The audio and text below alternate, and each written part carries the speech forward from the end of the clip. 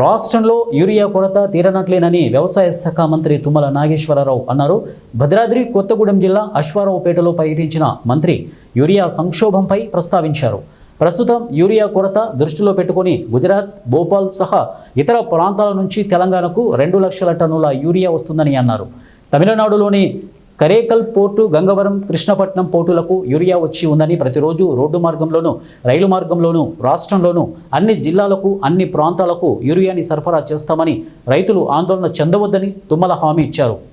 భవిష్యత్తులో భారతదేశమే వ్యవసాయ దేశం, అందుట్లో మన రాష్ట్రం ముందంజు ఉండాలని నా కోరిక. అందుకని నిన్న కేంద్ర మంత్రులు కలిసినప్పుడు కానీ నా కోరిక ఆయిల్ ఫామ్కి మినిమం గ్యారంటీ ప్రైస్ 25,000 ఉండాలని నా డిమాండ్ చేస్తున్నాను రాష్ట్ర ప్రభుత్వం పరంగా. అదేవిధంగా మంచి ఉత్సాహవంతులైన ఆయిల్ ఫెడ్ ఉద్యోగస్తుల యొక్క శ్రమ వల్ల ఓఈఆర్ పేరు గుర్తొస్తుంది. ఈ సంవత్సరం ఇంత పండుతున్నా కూడా గతంలో మాన్యువల్గా హార్వెస్ట్ చేసేటప్పుడు ఈ కాడ ఎక్కువ ఉండేది కాదు. ఇప్పుడు గడంతో చేసుకునేసరికి కింద నుంచి చేయడం కాబట్టి కాడ ఎక్కువ వస్తుంది. అది ఇంకా జాగ్రత్తగా చేసుకుంటే ఇంకా ఓఈఆర్ 20% అబవ్ వస్తుంది. వస్తే మీకు ఈ 2-3 నెలల్లోనే 20,000 పెరిగే అవకాశం ఉంది. ఓఈఆర్ ఎంత పెంచుకుంటే అంత. దానికి యాజమాన్య రైతులైతే కష్టపడి ఏం చేయగలగాలో అదంతా చేసుకుంటున్నారు.